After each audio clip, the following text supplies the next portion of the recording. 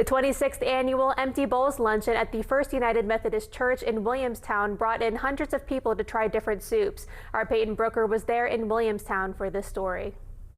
The 26th annual Empty Bowls of the Mid-Ohio Valley Luncheon returned to the First United Methodist Church in Williamstown this weekend. The event brought in hundreds of people together to sample different soups and support food pantries in the Mid-Ohio Valley.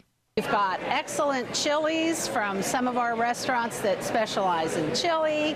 We've got potato soup, beef stew, corn chowder, sweet potato corn chowder, which I haven't had, and if there's any left, I'm going to taste. This year, 31 different restaurants donated the soup to the event, offering 33 different varieties for attendees to try.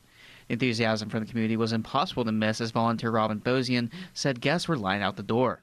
It was wonderful. In fact, they were lined up shortly after 10 o'clock. We didn't open till 11. So people were so excited to come here. They wanted to be the first in the door to sample all the different soups that we had. So it's been great.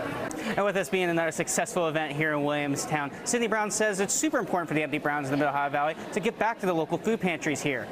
So I think in a community like this, and we have a fabulous community here, we have so many wonderful social programs, and this is just one more. And I feel it's very important that communities do this.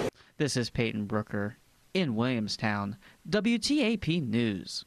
This is home.